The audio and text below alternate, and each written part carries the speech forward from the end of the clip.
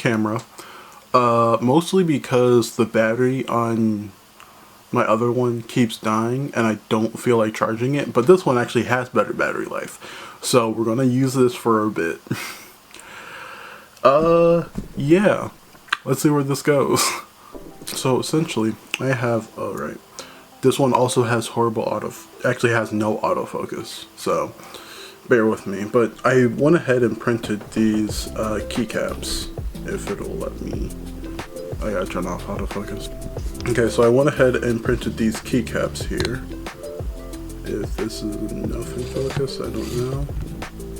We'll say it is. This screen looks pretty, there we go.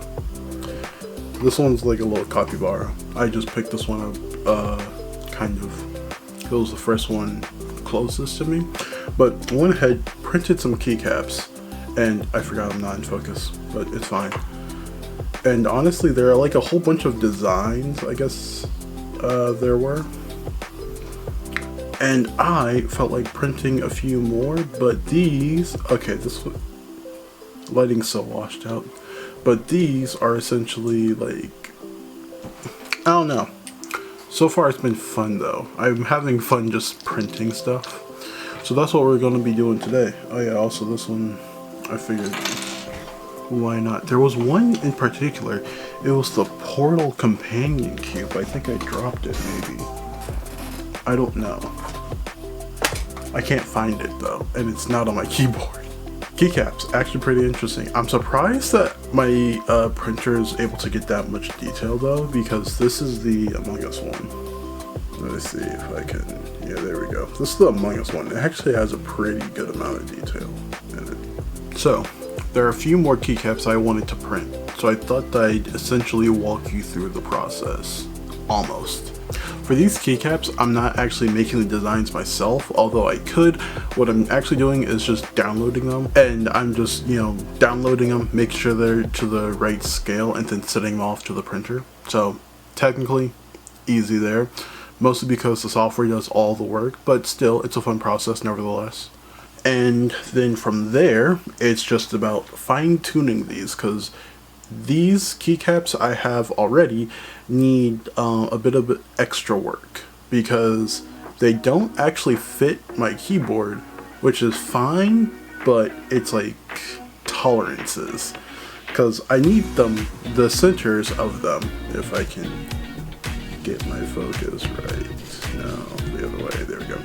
The tolerances for the center, let me grab a pencil, for the center need to be like enough to actually set into the keyboard, but at the same time the outside is the problem, because the keys on my keyboard are actually too, well, not too small, but they're actually like a lot smaller than these keys. And I just dropped another key. Okay, thankfully this actually worked better than I thought. That's a little capybara right there.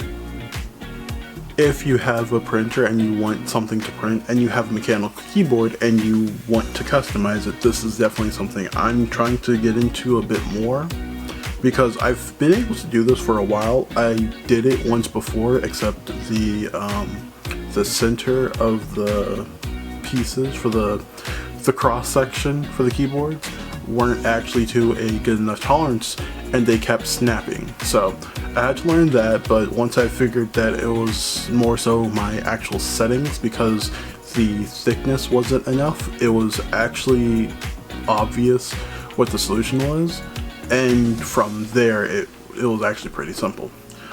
Now, again, I told you the process. Go to Thingiverse, that's where I get my designs from at least.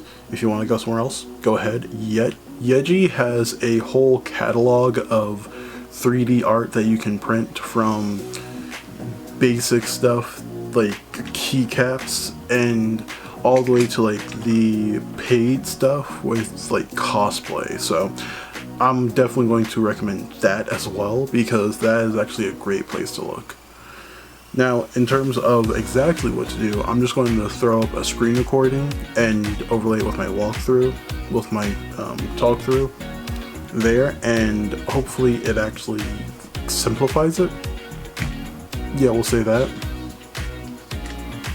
And then yeah, that's gonna be it, because I am printing more keycaps and the printer gets relatively loud, so we're going to try and not make too much noise with the camera, because honestly for me that's a little annoying. Okay, so insert your micro SD card into your printer and then send off the print or start the print. From there it's actually pretty simple. The only thing is you might need to monitor it depending on your printer, your settings and configuration and all that, so be a bit mindful. Now I'm also going to throw in a few gaming videos here and there because I am streaming on Twitch again, slowly but surely, so if you do want to see some of that as well, I probably will just be posting clips on here instead of full-blown vlogs like these. But I will also try to stream on Twitch. It will be in the description, and yeah, that's about it.